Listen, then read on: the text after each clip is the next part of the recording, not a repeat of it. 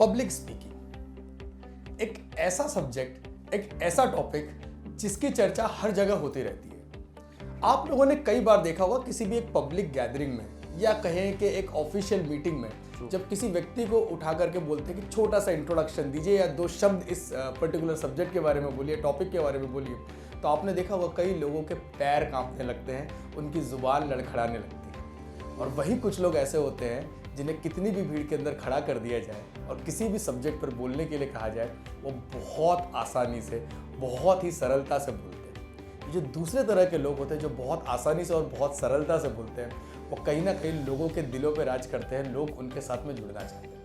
आपने देखा होगा इंडस्ट्री के अंदर कितने ही महान बिजनेसमैन हैं, चाहे फिर या बिजनेसमैन कहूँ या जो भी महान लोग हैं, लीडर्स जैसे हुए, जैसे हमारे प्रधानमंत्री नरेंद्र मोदी या कहें अलीबाबा के chairman mister Jack Ma, Jeff Bezos, कई सारे ऐसे बिजनेसमैन हैं। वो उनके प्रोडक्ट, उनकी कंपनी के नाम से बाद में जाने जाते हैं, पहले वो जाने जाते हैं कि उनका अपीयरेंस पब्लिक में कैसा है और उनकी पब्लिक स्पीकिंग स्किल कैसी है। तो ये पब्लिक स्पीकिंग स्किल आपकी प्रोफेशनल लाइफ में, आपकी पर्सनल लाइफ में, आपकी जॉब में, आपके बिजनेस में किस तरह से आपको फायदा पहुंचाती है, किस तरह से आपको एक लेवल से दूसरे लेवल के ऊपर लेके जाती है। आज हम इस चीज को समझने की कोशिश करेंगे और उस व्यक्ति से समझने की कोशिश करेंगे जो इस इंडस्ट्री के अंदर या कह सकते हैं पब्लिक स्पीकिंग फील्ड के अंदर अपने आप में मास्टर है। So this is Sandil Rajan welcomes you in our exclusive talk show speaking mastery with mister Bhavin Shah. Mister Bhavin Shah जिन्हें 12 साल से ज़्यादा का एक्सपीरियंस है लर्निंग एंड डेवलपमेंट इंडस्ट्री में, जो 450 से ज़्यादा प्रीमियम क्लाइंट्स को हैंडल करते हैं और अब तक 5 लाख से ज़्यादा लोगों को एम्पावर कर चुके हैं। आज इस विषय की बारीकी को हम समझते हैं। सर, आपका बहुत बहुत स्वागत है। Thank you so much Ajay ji once again for having me आज का जो टॉपिक है सर, वो कहीं ना कहीं आप ही का टॉपिक है। मेरे तो दिल के करीब है ही, कह सकते हैं, और कई लोगों के दिल के करीब है सर। पब्लिक स्पीकिंग, अब मैं कहूँ सर कि अगर कहूँ ना कि ईश्वर के बाद जो सबसे बड़ा डर अगर किसी के अंदर है तो वो पब्लिक स्पीकिंग का है। व्यक्ति को चाहे वो कितना भी टैलेंटेड होता है, अगर उन्हें किसी के सामने खड़ा कर दिया जाए एट अ मोमेंट बोलने के लिए, मैंने देखा है लोग अपना 2 मिनट का इंट्रोडक्शन भी कांपते कांपते देते हैं। तो पब्लिक स्पीकिंग करियर में, पर्सनल लाइफ में, प्रोफेशनल लाइफ में कितनी इंपॉर्टेंट होती है सीखना, हम सर उसकी बारीकियां आज आपसे समझने की कोशिश करेंगे। जैसा आपने स्टार्टिंग में बताया कि पब्लिक स्पीकिंग एक ऐसा सब्जेक्ट है जो जब भी हम लोग कॉर्पोरेट प्रोग्राम्स करते हैं या फिर हम लोग जनरल पब्लिक के लिए प्रोग्राम करते हैं, ओपन टू ऑल प्रोग्राम करते हैं, बहुत सारे कंपनीज के सीईओज आते हैं, एमडीज आते हैं, कंपनी के जीएम वीपी आते हैं, काफ़ी कंपनी के सेल्स हेड्स आते हैं, कंपनी के लीडर्स आते हैं, कॉलेज और स्कूल्स के जो हेड्स होते हैं वो भी आते हैं, टीचर्स आते हैं, फैकल्टीज आते हैं, lots of working professional with different categories they are coming.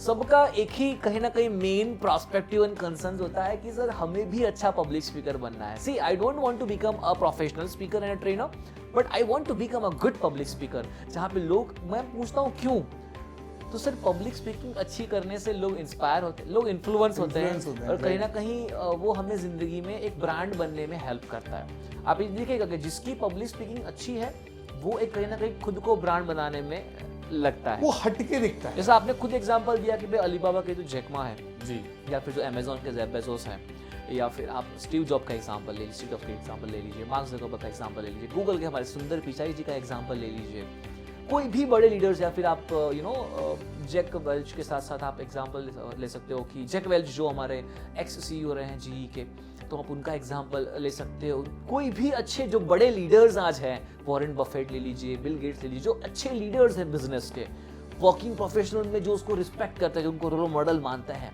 मैंने इतने सारे नाम इसलिए दिए कि कहीं ना कहीं आप उनमें एक कॉमन चीज़ें देखोगे, that they are a good speaker, good public speaker. Yes, वो पहले से ऐसा नहीं थे, बट जब उनको समझ में आया कि ये एक ऐसी चीज है जो लोगों को आपके साथ कनेक्ट करने के लिए बहुत इंपॉर्टेंट है, लोग आपको फॉलो तभी करेंगे, लोग आपको तभी रिस्पेक्ट देंगे जब आपकी स्किल बहुत अलग लेवल पे होगी।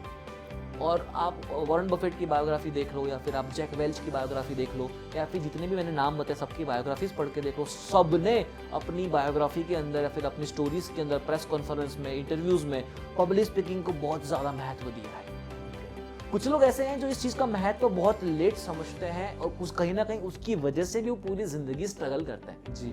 सो अगर आपको पब्लिक स्पीकिंग इंप्रूव करना है राजन जी, अगर हमारी ऑडियंस ये जानना चाहती है कि सर पब्लिक स्पीकिंग तो बहुत इंपॉर्टेंट है, we want to improve it, we want to become a great public speaker जहां पे लोगों को इंस्पायर कर पाए, इन्फ्लुएंस कर पाए, बट कैसे होता है वो चीज?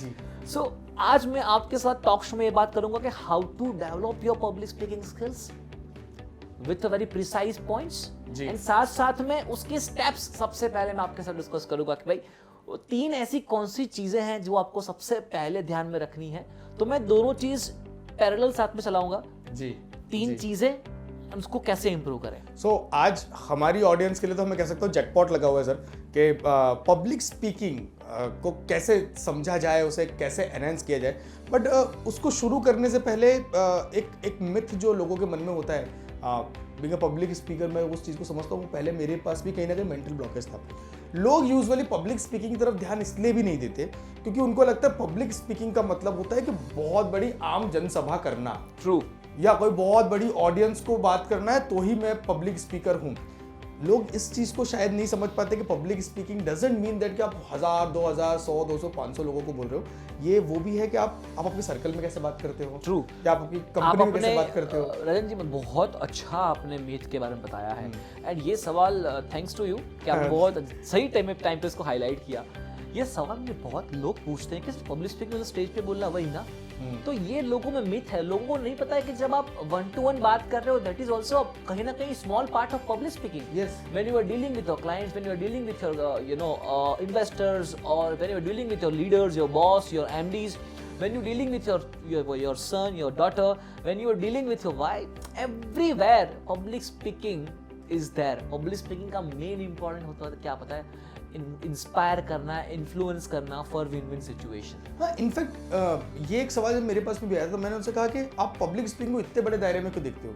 आप समझिए कि अगर आप आपकी सबऑर्डिनेट्स को कुछ समझा रहे हैं, या आप आपके जो सुपर ऑर्डिनेट उनके सामने प्रेजेंटेशन दे रहे हैं, then also this public speaking plays a important very role. important role. Example, अगर आप कोई क्लब के प्रेसिडेंट हो, कोई क्लब के बार बार मीटिंग होती है, चाहे आप अपनी कम्युनिटी के प्रेसिडेंट हो, चाहे आप अपने ग्रुप सर्कल को सही चीज़ों करने के लिए इन्फ्लुएंस करना चाहते हो। काफ़ी ग्रुप सर्कल में कैसा होता है कि मैक्सिमम टाइम वो जो ड्राइव होता है वो नेगेटिव एनर्जी के साथ होता है, lots of unproductive things are there. अगर आपको सच में वहाँ पे लीडर बनना है, so your public speaking skills comes into the picture, जहाँ पे आप उसको स्किल्स के थ्रू आपके जो फ्रेंड्स उनको इंस्पायर कर सकते हो, इन्फ्लुएंस कर सकते हो for doing something productive. True. तो कोई भी कैटेगरी में पब्लिक स्पीकिंग स्किल्स आपके लिए एक बहुत बड़ा फाउंडेशन बन सकती है आपके नई जर्नी को, नए सक्सेस को नए नजरिए से स्टार्ट करने का। बिल्कुल सर। अब ये को स्टार्ट करने के लिए आपको 3 P's बहुत ध्यान रखना पड़ता है। 3 P's। Okay. First P stands for purposeful passion. Purposeful passion, okay. लोग बोलेंगे पर्पसफुल पैशन पब्लिक स्पीकिंग में कहाँ से आया? खाली पैशन क्यों नहीं, why it is purposeful passion? लोगों में पैशन बहुत होता है। Example, there is one passion with me, that's called example, guitar बजाना मेरा पैशन है, सिंगिंग करना मेरा पैशन है। बट कहीं ना कहीं वो पैशन रह जाता है जब तक उसके पीछे का हमारा पर्पस क्लियर नहीं होता है, that why I want to do this, why not something else. Yes, what is the purpose behind that passion? तो पर्पसफुल पैशन मीन्स आप जब किसी के साथ पब्लिक स्पीकिंग कर रहे हो, किसी के साथ बात कर रहे हो, किसी को इंस्पायर इन्फ्लुएंस कर रहे हो, क्या आपका दिल उसके दिल से कनेक्ट हो रहा है? अगर मैं उसको NLP टर्म में बोलूँ, न्यूरो लिंग्विस्टिक प्रोग्रामिंग, जो हम लोग काफ़ी डेप्थ में सिखाते हैं, हम लोग जानते भी हैं, सो मैं उस पर एक चीज़ बोलता हूँ कि भाई न्यूरॉन्स जो हमारे अंदर होते हैं, तो कहीं ना कहीं जो मेंटल न्यूरॉन्स, जो कहीं ना कहीं एक बहुत सूक्ष्म न्यूरॉन्स होते हैं, जो जब किसी के साथ स्पीकिंग करते हो तो न्यूरॉन्स जो होते हैं, वो न्यूरॉन्स का आमने सामने क्या होता है, कपलिंग होता है। ओके।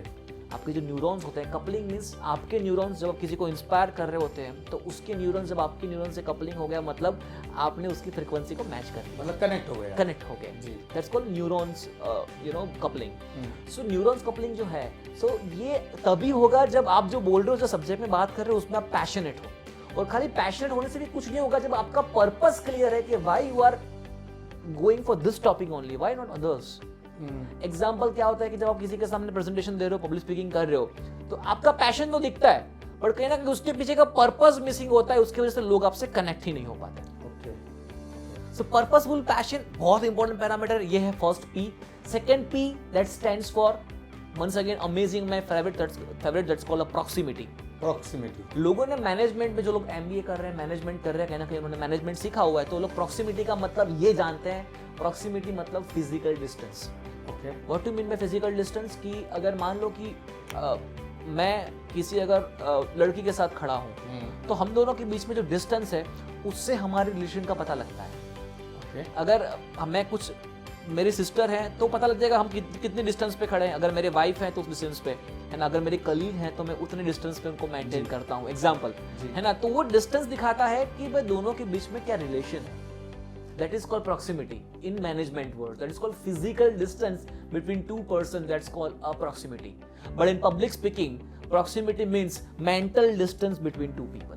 ओके, ये थोड़ा डीप है, बहुत इस डीप चीज जा को रहा है, समझने की कोशिश करेंगे बहुत सर। डीप जाएगा। तो मेंटल डिस्टेंस कैसे? मेंटल डिस्टेंस मतलब क्या कि जब आप पब्लिक स्पीकिंग कर रहे हो, बोल रहे हो बट सामने वाले की फ्रीक्वेंसी आपके साथ अभी तक मैच ही नहीं हुई है, मतलब वो दूरी अभी भी है। ओके। सामने वाला आपके साथ बात करने में कंफर्टेबल नहीं हुआ है। प्रॉक्सिमिटी मतलब क्या? जब सामने वाला आपके साथ बैठ के बात करने में कंफर्टेबल हो, जब आपकी ऑडियंस आपको सुनने में कंफर्टेबल फील कर रही हो, जब आपकी और आपकी ऑडियंस की दूरी मिट जाती है। मींस के आपकी जो ऑडियंस है वो आपकी बातों में रस लेना शुरू कर दे, वो इन्वॉल्व होना शुरू कर दे। काफी लोग सवाल पूछते हैं कि सर मैं काफी जगह पे प्रेजेंटेशन देता हूँ, पब्लिक स्पीकिंग करता हूँ, बट ऑडियंस को मैं एक सवाल पूछ के थक जाता हूँ, पर वो लोग इंटरेक्ट ही नहीं करते हैं। वो इंटरेक्ट इसलिए नहीं करते हैं बिकॉज उसने अभी तक प्रॉक्सिमिटी पे मेहनत नहीं किया है। जो मेंटल डिस्टेंस है ऑडियंस का और आपके बीच के जो मेंटल डिस्टेंस, शायद आपको वो कहीं ना कहीं वो मोड में नहीं है आपको सुनने के लिए उस समय पे, है ना कहीं उनकी फ्रीक्वेंसी वो फिजिकली वहां पे है, मेंटली अलग जगह पे है। ऐसा भी तो पॉसिबल हो सकता है। या फिर ये भी हो सकता है कि जो आप समझाना चाह रहे हैं, तो जो फर्स्ट पॉइंट था कि पर्पसफुल पैशन नहीं वो कनेक्ट कर पा रहा है, इसलिए शायद वो जानना चाहते, सुनना चाहते, बट आपका पर्पस कनेक्ट नहीं कर पा रहा है। तो पब्लिक स्पीकिंग में पर्पसफुल पैशन बहुत ज्यादा मायने रखता है, इसलिए वो फर्स्ट पी पे स्टैंड करता है। कि जब तक आपका पर्पसफुल पैशन तो है, public speaking is my passion, but उसके पीछे का पर्पस आपको कनेक्ट करता है प्रॉक्सिमिटी के लिए। जब ऑडियंस को आपका पर्पस इंटरेस्टिंग लगता है, जब ऑडियंस को आपका प्रेजेंटेशन करने का पर्पस, पब्लिक स्पीकिंग करने का पर्पस, उसके पीछे का पर्पस वो पैशन के साथ छलकता है, तो आपकी प्रॉक्सिमिटी जो होती है ना, दोनों के बीच में जो मेंटल डिस्टेंस है वो कहीं ना कहीं कम होता है और आपके साथ कंफर्टेबल फील करता है। जब तक आपकी ऑडियंस, आपके सामने वाले आपके पार्टिसिपेंट्स या फिर आपके सामने जो भी लिसनर्स हैं वो आपके साथ कंफर्टेबल फील नहीं करते, तब तक वो आपसे उनकी दूरी बनी रहेगी। आप उनको कोई भी चीज़ के लिए क्या कन्विंस कर पाओगे, ना इंस्पायर कर पाओगे, ना इन्फ्लुएंस कर पाओगे। तो जब तक प्रॉक्सिमिटी नहीं मिटेगी, पहले तो पर्पसफुल पैशन नहीं होगा तो सेकंड स्टेप पे नहीं आ सकते। तो ठीक है, पर्पसफुल पैशन हो गया, प्रॉक्सिमिटी आपने दोनों के बीच में हटा दी, अब आपके साथ वो कंफर्टेबल है, अब आपकी बात सुनने को तैयार है। देन पब्लिक स्पीकिंग का सबसे बड़ा इंपॉर्टेंट है third P, that is called participation. Okay. चाहे आपके सामने कोई भी एज ग्रुप के लोगों को ये भी क्वेश्चन होता है पब्लिक स्पीकिंग में, सर मेरी एज कम है और मेरे बॉस जो है वो ज्यादा एक्सपीरियंस है, या मेरे सामने जो लोग हैं बहुत ज्यादा एक्सपीरियंस लेके बैठे हुए हैं, वो बहुत एज में भी मेरे से बड़े हैं। तो जब आपने पहला चीज किया पर्पसफुल पैशन, उसकी प्रॉक्सिमिटी पे काम किया, तो ट्रस्ट मी, कोई भी एज ग्रुप का आपके सामने बैठा हो, पार्टिसिपेशन हाईएस्ट रहेगा, वो आपके साथ इंटरेक्ट करेगा। तो ये पब्लिक स्पीकिंग के 3 P's हैं, जो कह सकते हो कि मेरे एक्सपीरियंस के थ्रू ये डेवलप हुए हैं, कि जो 3 P's हैं अगर आपने फॉलो किया तो आप एक सक्सेसफुल पब्लिक स्पीकर बन सकते हो। सो ऑडियंस के लिए कि अगर आप अब आपके ऑफिस पे हैं, आप आपके सर्कल में हैं, आपके दोस्तों के साथ में हैं, या आपके सोसाइटी के अंदर हैं, किसी भी फंक्शन के अंदर है, अगर आप लीडर है, आपको लीड करना है या लोगों का ध्यान आकर्षित करना है, तो आपको इन 3 P's के ऊपर ध्यान देना पड़ेगा। फर्स्ट इज पर्पसफुल पैशन, कि आपका पैशन उस पर्टिकुलर टॉपिक के उस पर कैसा, और उसका पर्पस क्या है जो आप उनसे बात कर रहे हैं, right. And second one is the proximity, दूरी को कम करो, इसमें मेंटल दूरी को कम करो। And third one is participation. तो जब आप ये 2 चीजों पे काम करेंगे तो ऑटोमेटिकली लोग पार्टिसिपेट करेंगे। एंड मैं इस चीज को बहुत सिंपली बताना चाहूंगा यहाँ पे कि पार्टिसिपेशन जो है उसके पहले का जो स्टेप था प्रॉक्सिमिटी, मतलब जहाँ पे आपकी ऑडियंस को आपके साथ कंफर्टेबल फील करवाना। मान लो आपके साथ अननोन है या फिर शायद पोजीशन में बहुत डिफरेंस है, तो शायद उनका लर्निंग एटीट्यूड आपकी बातों के लिए शायद कम हो सकता है, पॉसिबिलिटी कैन बी एनीथिंग। सो लोग पूछेंगे सर वो कैसे मिटाए, तो मैंने बताया था कि मैं दोनों बात करूंगा, स्टेप भी समझाऊंगा, शायद साथ में कैसे भी बताऊंगा। सो मैं समझता हूँ कि asking the powerful questions, okay, जो I am a big fan of Socrates. जो सोक्रेटिस जो है आप सबको पता है कि he is a king, he was a king in what, he was a king of one concept called power of asking right questions. उसमें उनको कोई मात नहीं दे सकता। मैं अपने अचीव और बुक में भी various stories are famous for Socrates also. yeah. Yes, yes. तो मैंने अपनी बुक में भी उनका काफी अच्छा एक पूरा चैप्टर में उनका पूरा कंसेप्ट बताया है। So power of asking right questions, जब आपको सामने वाले को आपकी कंफर्ट जोन में लाना है, एग्जांपल मतलब आपके साथ कंफर्टेबल फील करवाना है, सो आपके सवाल हैं वो इतने पावरफुल होने चाहिए कि सामने वाला आपके साथ कंफर्टेबल फील करे। जी एग्जांपल काफी जगहों पे पब्लिक स्पीकिंग में मैक्सिमम जगहों पे पता है क्या कैसे शुरुआत करते हैं, आपका ड्रीम क्या है, क्या है आपके गोल क्या है। सो कहीं ना कहीं अगर ऐसी शुरुआत होती है ना तो क्या होता है कि आप एक चीज समझो कि स्टार्टिंग में बोलता है मैं आपको जानता नहीं हूँ, मैं आपको पहली बार मिला हूँ, पर स्टार्टिंग में आप पूछते हो what is your goal, what is your dreams, why should I tell you? why should I tell you, who are you, first you prove yourself. Right. So power of asking right questions, that plays a very important role to to losing up that distance between two people, mental distance. वो ये आप सही सवाल पूछते हो तो फिर आपके और उनके बीच की दूरी कम होके आप कनेक्ट हो जाते हो। सही बात। Power of asking right question, the first thing. Second, आपकी बात कितने यूनिक है। Okay, this is also very important. Big and important parameter public speaking. रटाया या कहीं किसने 10 बार बात बोली हुई है वही कहीं चीज को अगर Facebook आप पे बोल वीडियो रहे हो, देख लिया, WhatsApp पे मैसेज आया वो बोल दिया, Google पे YouTube पे उस टॉपिक के ऊपर बहुत लोग बोल चुके हैं, वही सेम टॉपिक सेम बात जाके आप लोगों को चिपका रहे हो, तो भी आपकी और उसकी दूरी हमेशा रहेगी। वो आपके साथ कंफर्ट फील नहीं करेगा बिकॉज उसको पता है कि आपने कॉपी पेस्टेड ज्ञान बांटा है। and because social media is everywhere now. It is easily available. आपने मान लो प्रोग्राम भी खत्म किया तो भी लोग जाके तुरंत चेक कर लेंगे। और इसने सच में खुद का बोला था, टॉक शो में लोग बहुत स्मार्ट लोग आते हैं, जो एपिसोड सुन रहे हैं मेरी ऑडियंस बहुत स्मार्ट है। so, जब कुछ भी मैं डिस्कशन कर रहा हूँ तुरंत जाके नेट पे देखेंगे, अच्छा ये कहीं पे लिखा तो नहीं है। दैट्स व्हाई इतने सारे हमारे एपिसोड शूट हुए, इतने सारे शोज हमारे चल रहे हैं। आज तो कोई एपिसोड में किसी ऑडियंस ने ऐसा नहीं कमेंट किया कि सर इसका ये आपने यहाँ से कॉपी पेस्ट किया। That shows the uniqueness. वो रीजन है मेरी और मेरी ऑडियंस की मेंटल डिस्टेंस को कम करने का। दैट इज द प्रॉक्सिमिटी पे काम किया हुआ है। काम किया हुआ है वहाँ पे, और प्रॉक्सिमिटी पे काम किया हुआ है इसीलिए तो वो मेरे साथ, भले वो मेरे सामने अगर फिजिकल मोड में नहीं है, they are in a virtual mode जहाँ पे हमारे वीडियोस देख रहे हैं, टॉक शोज देख रहे हैं, still they are feeling that okay मेरे सामने बैठ के वो चीजें हो रही है, and still audience is interacting like anything. Right. तो that shows the great participation because हमने पर्पसफुल पैशन पे काम किया है, प्रॉक्सिमिटी को दूर किया है by asking the right questions, by taking the right topics. Right. उनके काम की टॉपिक पे बात कर रहे हैं तो ही तो अपने से कनेक्ट होंगे। हाँ, हम कुछ और बात कर रहे होते शायद तो कनेक्ट नहीं होंगे, ऑडियंस वो हाँ, कनेक्ट वो नहीं होती। तो power of asking right questions second is very important, that is once again कि यूनिक कितने हो। सर एक यहाँ पे छोटा सा मेरे दिमाग में क्वेश्चन आता है, जब आप यूनिकनेस की बात करते हैं तो यूनिकनेस को लोग बहुत अलग अलग तरीके से, भाई यूनिकनेस मतलब कि क्या सम पंच लाइन है विल बी द यूनिकनेस, या उस टॉपिक के ऊपर आपका नजरिया है यूनिकनेस, क्योंकि एक ही सब्जेक्ट है। मैं दोनों को मानता हूँ ओके कि आपका उस टॉपिक को लेके नजरिया कितना यूनिक है, वो भी तो एक यूनिकनेस है। एग्जाम्पल, बाकी लोग जो बोल रहे हो वही सेम तरीके से आप भी बोल रहे हो, there is nothing new that you have spoken about. और ये तो शायद ईश्वर का आशीर्वाद है, हर व्यक्ति अपना एक नजरिया रखता है हर टॉपिक के ऊपर। ट्रू। और वो हमें अगर देखें आप उसको बारीकी से तो हमेशा यूनिक ही होगा। तो आपको सोचना पड़ेगा, अपने नजरिए पे ध्यान देना पड़ेगा। आप कह सकते हो ना कि आप ये सिक्स्थ सेंस या सेवंथ सेंस कहां से ला सकते हो? तो यहाँ ऑडियंस के लिए समझने जैसी बात है सर ने जो बहुत बहुत बारीक चीज थी जो हम शायद ध्यान भी नहीं देते कि आपको नजर रखनी पड़ेगी अपने नजरिए पे। ट्रू। आप अपने नजरिए को सामने लेकर आइए। True, very true, very true. And second जो आपका था कि भाई सेकंड आपका क्या था? पंच लाइन वाला। Yes punch. कई लोग होते हैं कि some are very comic type से पंच लाइन करते हैं, वो भी यूनिकनेस होता है, वो भी होता है। बिकॉज एग्जांपल अगर आपके शायरिया भी सेम ही है जो गूगल पे आपको फर्स्ट सर्च करने पे मिल जाती है। लोग एक शायरी आपने काफी बार सुनी होगी हर जगह पे, कुछ शायरिया के मतलब हौसलों से उड़ान होती है ना, ये ना वो common Shayari, everybody is saying the same shayaris. तो ऑडियंस को कोई वाव फैक्टर नहीं मिलता आपकी स्पीकिंग में। देयर इज नथिंग कॉल्ड वाव। तो मतलब सक्सेसफुल पब्लिक स्पीकिंग वही कर सकता है जिसके प्रोग्राम खत्म होने के बाद वो वाव फीलिंग है कि वाव। इस वाव फीलिंग से एक जो चीज़ याद आई सर, मैं अपनी ऑडियंस को बताऊंगा कि अगर आप यही वाला एपिसोड देख रहे हैं टॉक शो का, तो मेरा रिक्वेस्ट है इस पर्टिकुलर सब्जेक्ट पे सर ने काफी बात की है हमारे पुराने टॉक शोज के अंदर। ट्रेन द जहाँ पे- ट्रेनर टॉक शो देख लीजिए, लीड विद लेगेसी में हम public speaking communication topic cover कर चुके हैं। आपको कभी भी कंटेंट सेम नहीं दिखेगा। हाँ, इवन आप हमारे इन डेप्थ 3 मंथ के प्रोग्राम में आओगे, चाहे आप हमारे I am possible online learning platform पे आओगे, you will never find the same content anywhere. Same content, very true very true. In fact जो इस चीज के ऊपर अपने वर्ड्स के ऊपर जो बात करी थी हमने जब पिछले वाले टॉक शो के अंदर, तो you please go through that and see that videos also, they are also very very very Unique. Amazing and unique जो है। yes.